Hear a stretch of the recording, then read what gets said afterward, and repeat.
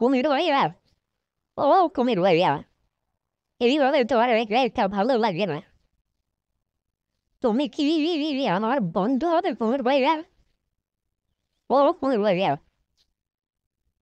প্রথমে টুনটুনির কথা শুনে কুমির তো একটু মনে মনে রাগ করলো।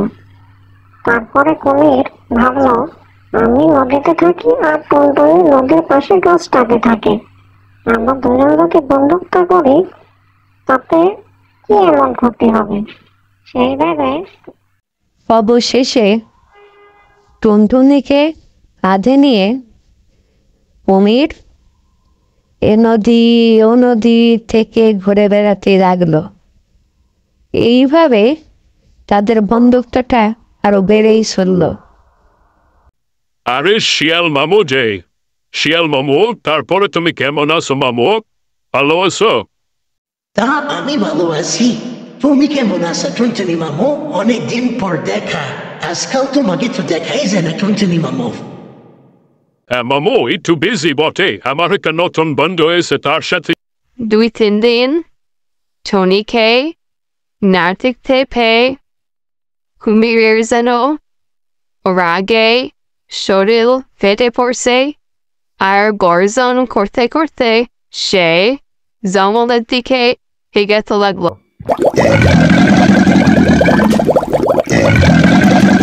টুনটুনিকে না দেখতে পেয়ে কুমিরের তো অনেক চিন্তা হচ্ছে। তারপরে কুমির এই জঙ্গল থেকে অন্য জঙ্গলে খুঁজে বেড়াতে লাগলো। টুনিকে না পেয়ে তার মাথা যেন খারাপ হতে লাগলো। শিয়াল টুনির সাথে কথা বলতে বলতে এক সময় টুনিকে সে খাঁচায় বন্দি করে ফেললো। এটাই ছিল শিয়ালের মতলব।